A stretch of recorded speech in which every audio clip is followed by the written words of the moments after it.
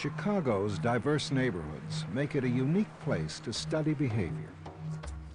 Here one finds a broad spectrum of parents raising their children in many different environments. This is why the world's largest study on human behavior was started here in 1993. The Project on Human Development in Chicago Neighborhoods asks a profound question.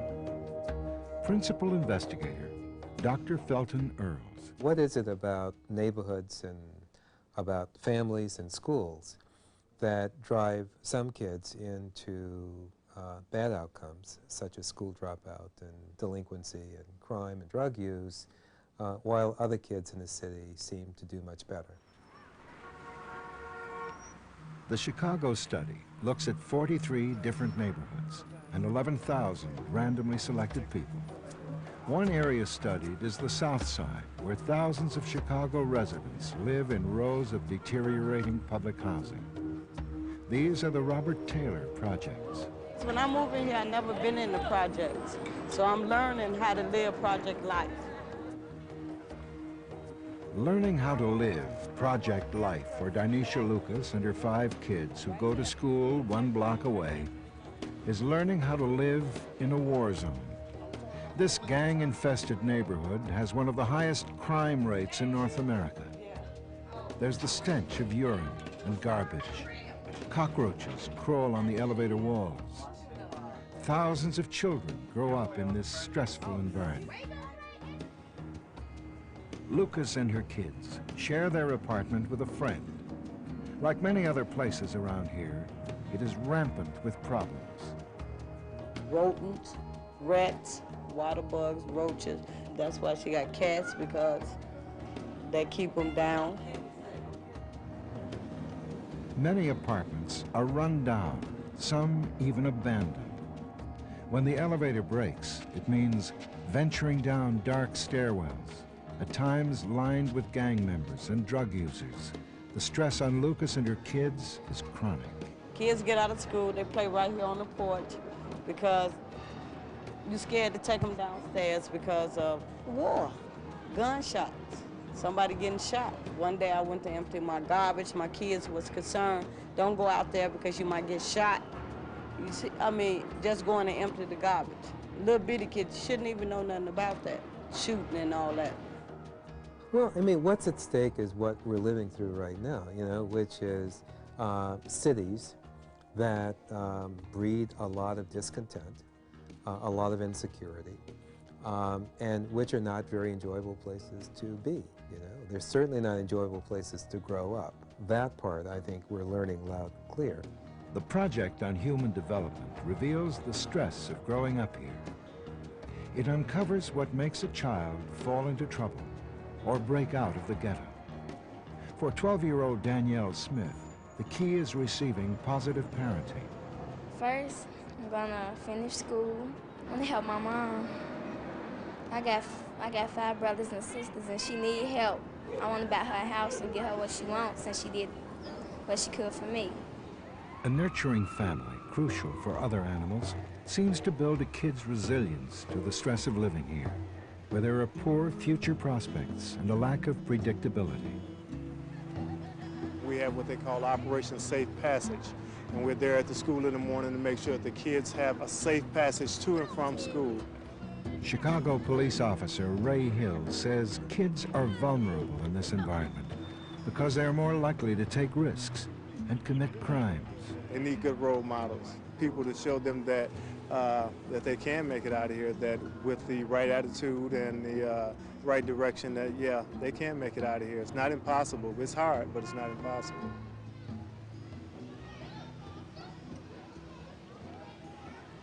A lot of people around in my neighborhood bring their kids here because they feel it's safer than. The Chicago study brings together teenagers from many different communities. They tour each other's neighborhoods, realizing they share a lot in common. I think they're just trying to bring up the neighborhood, like get the ghetto status off of it. James Cregan and these other teens are some of those participating in the study. The only thing that's really scary around here is like sometimes gangbangers come through and like start messing with us and we've been shot at a few times. Chicago study participant Antoine Johnson. Actually, what I'm scared of now is it's so dangerous. I'm afraid of dying. But there's a very high level at which one simply cannot predict from day to day what you're up against. You know, what kinds of circumstances you're going to have to deal with. And these circumstances are usually ones in which there's a fair risk of bodily harm or threat. This is my home right here. These teenagers feel a sense of connectedness to their communities. Their response to the stress of crime and violence is similar. Project facilitator Jackie Robinson. I still say that they are young people who are determined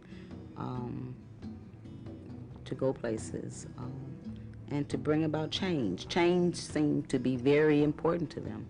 I feel like a role model in my neighborhood because I'm like one of the, I think, only one who's going to college right now. I really feel like someone to look up to. I've seen a lot of changes in the school since I've grown up. This playground, they just put this up so the kids have a good place to play. Chicago study participants Jose Lomeli and Linda Mota are role models in their neighborhoods, mostly because they've grown up in a supportive community. I think feeling that you belong to something, where you don't have to go out and perhaps join a gang to feel part of a group. I was part of my family and I was part of a group at school. I think one of the mythologies of Western culture is that you have to have a lot of money to be a good parent. And this is absolutely not true. What you have to be is attentive, be involved, pay attention to your kids. Some of the richest people are paying no attention at all, giving lots of material goods, but that's not attending to what this little person is thinking and what goals they might have in life. And I think when you talk to kids who show this, what seems to be an incredible resilience of the human spirit, they always have some sort of mentor, somebody who believed in them, but also somebody who paid attention to them. It's hard. It's hard. We need help. We need more Darnisha money, Lucas and others here are some of the adults in the Chicago study. By listening to this group of mothers, the study has uncovered some of the obstacles to building successful neighborhoods where children can grow up in a healthy way. And then the reliable babysitters that you do, think of, they want $200, $250, $300 per kid. I said, you know what, I don't want to bring my kid here. I said, because if you're mistreating him in front of me, how are you going to treat him when I'm not there? Child care is a big issue on me, too. I work nights. It makes a lot of, women leave their children in places that they really, really would not leave them or want to leave them, but it's convenient. I'm under a lot of stress. Stress is the common thread in these families.